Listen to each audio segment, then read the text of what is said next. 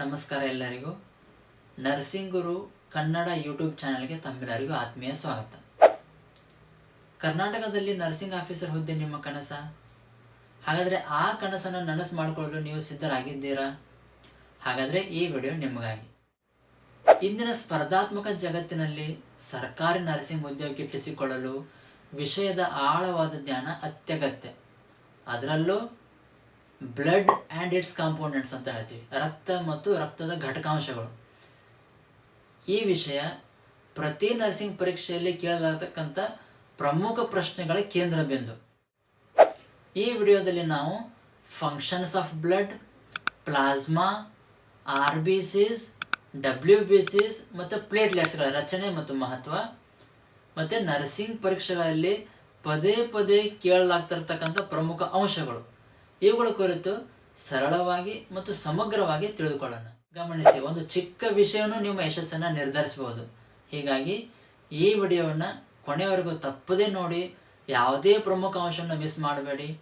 ನೀವು ನಿಜವಾಗಿಯೂ nursing officer ಹುದ್ದೆಯ ಕನಸು ಕಂಡಿದ್ದರೆ ತಡಮಾಡದೆ ಹಿಂದೆ ನನ್ನ ಚಾನೆಲನ್ನು ಸಬ್ಸ್ಕ್ರೈಬ್ ಮಾಡಿ ಮತ್ತು ಅಲ್ಲೇ ಪಕ್ಕದಲ್ಲಿ ಇರತಕ್ಕಂಥ ಬೆಲ್ ಐಕನನ್ನು ಒತ್ತಿ. ಇದರಿಂದ ನಾನು ಪೋಸ್ಟ್ ಮಾಡ್ತಕ್ಕಂಥ ಪ್ರತಿ ಹೊಸ ಮತ್ತು ಉಪಯುಕ್ತ ವಿಡಿಯೋದ ನೋಟಿಫಿಕೇಶನ್ ನಿಮಗೆ ತಕ್ಷಣ ತಲುಪ್ತದೆ.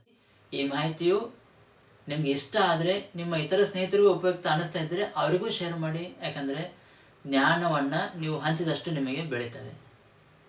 ನಡೀರಿ ವಿಡಿಯೋನ ಸ್ಟಾರ್ಟ್ ಮಾಡೋಣ. ಏನು ಹಾಗಾದರೆ ಬ್ಲಡ್ ಅಂದರೆ? ಬ್ಲಡ್ ಅನ್ನೋದು ಇದೊಂದು connective tissue. Blood is liquid connective tissue.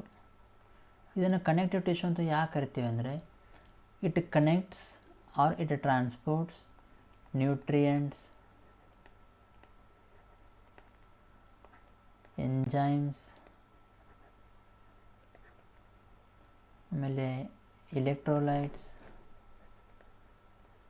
some hormones, etc.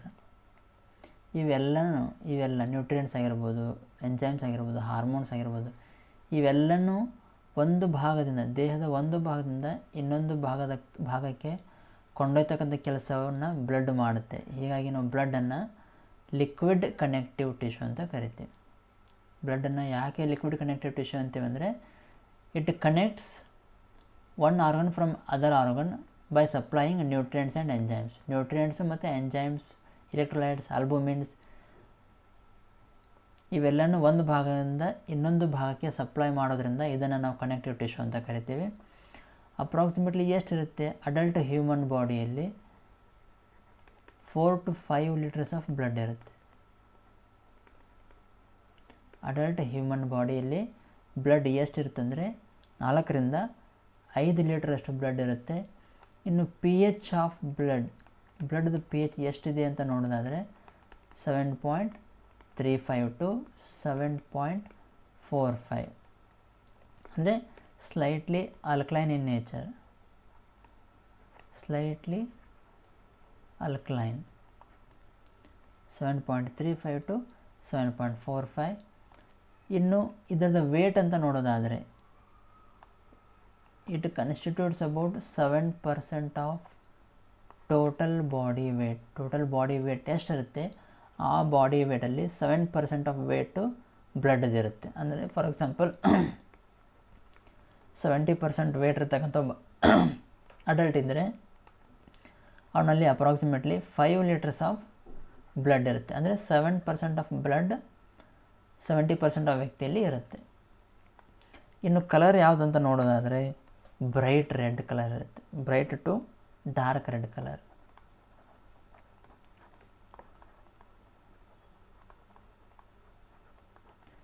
Bright to dark red colour blood colour ಆಗಿರುತ್ತೆ. ಇನ್ನು ಬ್ಲಡ್ಡಲ್ಲಿ ಏನಿರುತ್ತೆ ಅಂತ ನೋಡೋದಾದರೆ ಬ್ಲಡ್ ಕಾಂಪೋನೆಂಟ್ಸ್. ಬ್ಲಡ್ಡಲ್ಲಿ ಏನಿರುತ್ತೆ ಅಂತ ನೋಡೋದಾದರೆ ಅಬೌಟ್ 55% ಆಫ್ ಬ್ಲಡ್, 55%ನಷ್ಟು ಪ್ಲಾಸ್ಮಾ ಇರುತ್ತೆ. ಆಮೇಲೆ ಎಲಿಮೆಂಟ್ಸ್ ಆರ್ ಸೆಲ್ಸ್ ಇವು 45% ಇರುತ್ತೆ. ಪ್ಲಾಸ್ಮಾ ಬಂದುಬಿಟ್ಟು 55%, ಅದರಲ್ಲಿ ಇರ್ತಕ್ಕಂಥ ಸೆಲ್ಸ್ ಬಂದುಬಿಟ್ಟು 45%. ಯಾವ ಸೆಲ್ಸ್ ಇರ್ತವೆ ಅಂತ ಆಮೇಲೆ ಹೇಳ್ತೀನಿ. ಫಸ್ಟಿಗೆ ಬಂದ್ಬಿಟ್ಟು ಪ್ಲಾಸ್ಮಾ.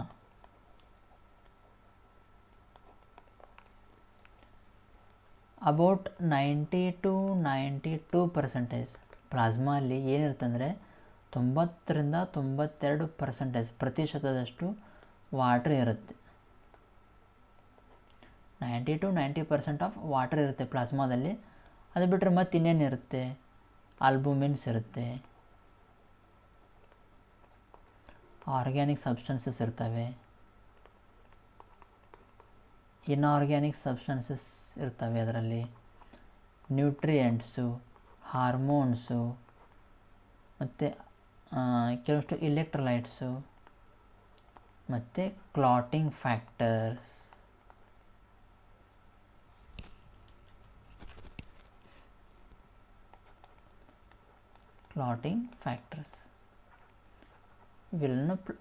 ಇವೆಲ್ಲನೂ ಪ್ಲಾಸ್ಮಾದಲ್ಲಿ ಇರ್ತವೆ.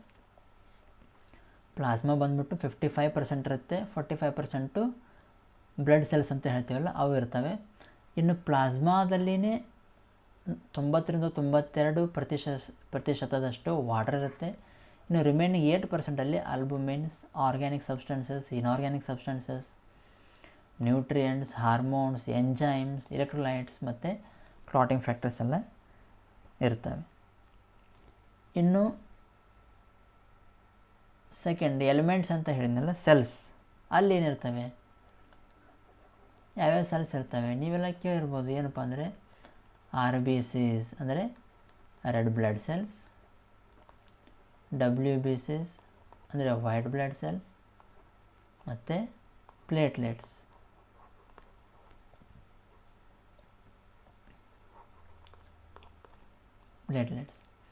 ಈ 3 ಥರದ ಸೆಲ್ಸು ಬ್ಲಡ್ಡಲ್ಲಿ ಇರ್ತವೆ.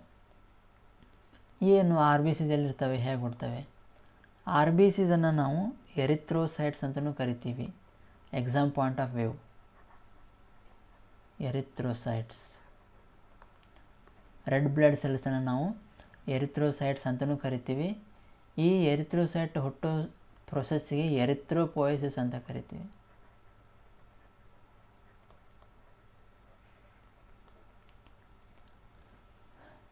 RBCಸನ್ನು ನಾವು ಎರಿಥ್ರೋಸೈಟ್ಸ್ ಅಂತಲೂ ಕರಿತೀವಿ. ಎರಿಥ್ರೋಸೈಟು ಹುಟ್ಟತಕ್ಕಂಥ ಪ್ರೊಸೆಸ್ಸಿಗೆ ನಾವು ಎರಿಥ್ರೋಪೋಯಸಿಸ್ ಅಂತ ಕರಿತೀವಿ. ಪೋಯಸಿಸ್ ಅಂದರೆ ಜೆನೆಸಿಸ್, ಹುಟ್ಟೋದು ಅಂದಂಗೆ. ಎರಿಥ್ರೋಪೋಯಸಿಸ್ ಅಂದರೆ RBCs ಹುಟ್ಟತಕ್ಕಂಥ ಒಂದು ಪ್ರೊಸೆಸ್ಸಿಗೆ ನಾವು ಎರಿಥ್ರೋಪೋಯಸಿಸ್ ಅಂತ ಕರಿತೀವಿ. ಇನ್ನು ಇವೆಲ್ಲದಕ್ಕೂ ಲೈಫ್ ಸ್ಪ್ಯಾನ್ ಇದೆ.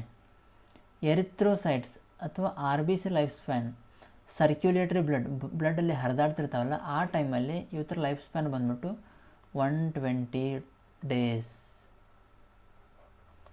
Very important.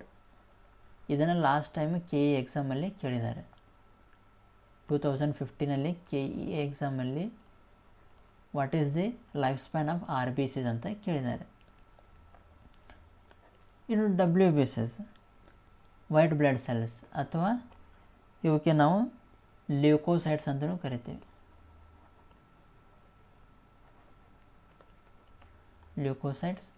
ಲ್ಯೂಕೋಸೈಟ್ಸ್ ಹುಟ್ಟತಕ್ಕಂಥ ಪ್ರೊಸೆಸ್ಸಿಗೆ ನಾವು ಲ್ಯೂಕೋಪೋಯಸಿಸ್ ಅಂತ ಕರಿತೀವಿ.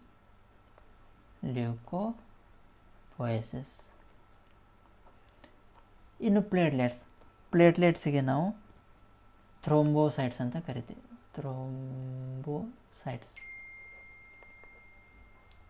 ಇನ್ನು ಥ್ರೋಂಬೋಸೈಟ್ಸ್ ಹುಟ್ಟತಕ್ಕಂಥ ಪ್ರೊಸೆಸ್ಸಿಗೆ ನಾವು ಥ್ರೋಂಬೋಪೋಯಸಿಸ್ ಅಂತ ಕರಿತೀವಿ.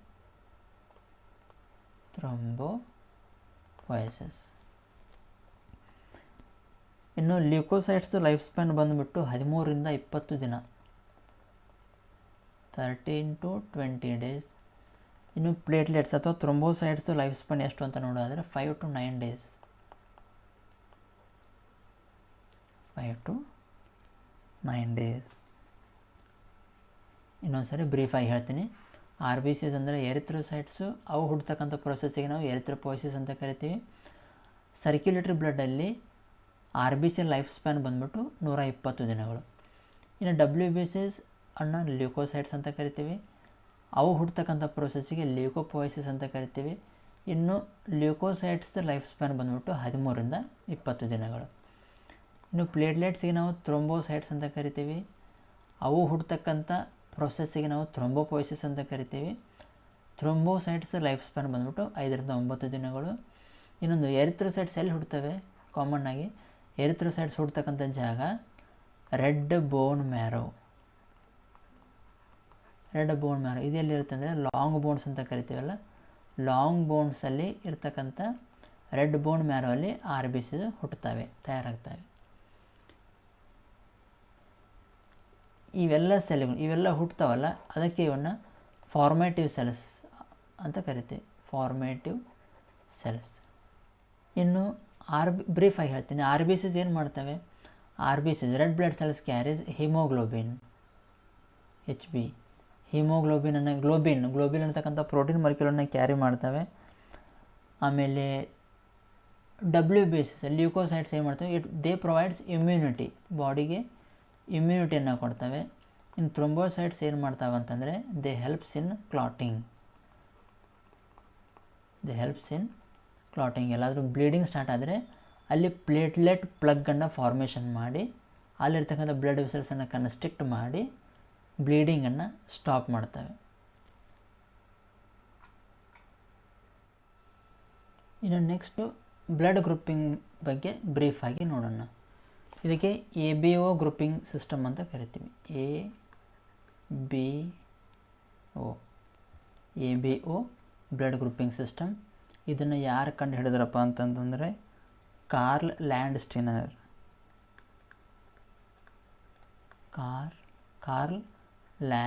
ಸ್ಟೀನರ್ ಅಂತಕ್ಕಂಥವ್ರೊಬ್ಬರು ABO ಬ್ಲಡ್ ಗ್ರೂಪಿಂಗನ್ನು ಕಂಡು ಹಿಡಿದ್ರು. ಟೋಟಲಾಗಿ 8 ಬ್ಲಡ್ ಗ್ರೂಪ್ಸ್ ಇದೆ. ಯಾವಪ್ಪ ಅಂದರೆ A positive, A negative, B positive, B negative, AB positive, AB negative, O positive, O negative. AB ಮತ್ತು O ಇವು 4 blood groups. AB, O, positive, negative, ಇದೆಲ್ಲ ಸೇರಿ 8 ಬ್ಲಡ್ ಗ್ರೂಪ್ಸ್ ಆಗುತ್ತೆ. ಇನ್ನು ಇಂಪಾರ್ಟೆಂಟ್ ಏನಪ್ಪ ಅಂತಂದರೆ AB, O ಎಲ್ಲ ಬ್ಲಡ್ ಗ್ರೂಪಲ್ಲಿ ಆ್ಯಂಟಿಜೆನ್ಸು ಮತ್ತು ಆ್ಯಂಟಿಬಾಡೀಸು ಇರ್ತವೆ. A ಬ್ಲಡ್ ಗ್ರೂಪಲ್ಲಿ A ಆ್ಯಂಟಿಜೆನ್ಸ್ ಇರ್ತವೆ.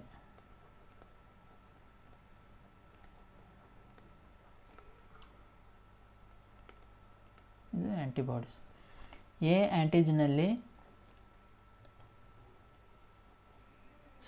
ಬ್ಲಡ್ ಗ್ರೂಪಲ್ಲಿ ಆ್ಯಂಟಿಜನ್ A ಇರ್ತವೆ. B ಬ್ಲಡ್ ಗ್ರೂಪಲ್ಲಿ ಆ್ಯಂಟಿಜನ್ B ಇರ್ತವೆ. AB ಬ್ಲಡ್ ಗ್ರೂಪಲ್ಲಿ ಆ್ಯಂಟಿಜನ್ A ಮತ್ತು B ಎರಡೂ ಇರ್ತವೆ. O ಬ್ಲಡ್ ಗ್ರೂಪಲ್ಲಿ ಯಾವುದೇ ಆ್ಯಂಟಿಜನ್ಸ್ ಇರೋದಿಲ್ಲ. ಇನ್ನು A ಬ್ಲಡ್ ಗ್ರೂಪಲ್ಲಿ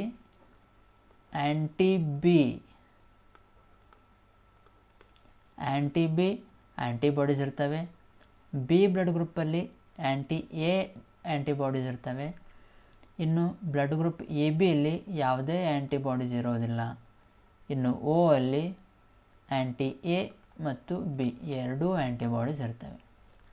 ಹೀಗಾಗಿ ಬ್ಲಡ್ ಗ್ರೂಪ್ O ಅನ್ನು ನಾವು ಅದರಲ್ಲಿ ಸ್ಪೆಸಿಫಿಕ್ಕಾಗಿ O ನೆಗೆಟಿವ್ ಅನ್ನು ನಾವು ಇಲ್ಲಿ ಬರಿತೀವಿ. O ನೆಗೆಟಿವ್ ಅನ್ನು ನಾವು ಯೂನಿವರ್ಸಲ್ ಡೋನಾರ್ ಅಂತ ಕರಿತೀವಿ. Universal donor. ಈ ಪಾಯಿಂಟ್ ಮೇಲೆ ಎಕ್ಸಾಮಲ್ಲಿ ಸಾಕಷ್ಟು ಸಾರಿ ಕ್ವಶನ್ ಬಂದಾಗಿದೆ. ಯೂನಿವರ್ಸಲ್ ಡೋನರ್ ಅಂದರೆ ಯಾರು, ಯೂನಿವರ್ಸಲ್ ರೆಸಿಪಿಯೆಂಟ್ಸ್ ಅಂದರೆ ಯಾರು.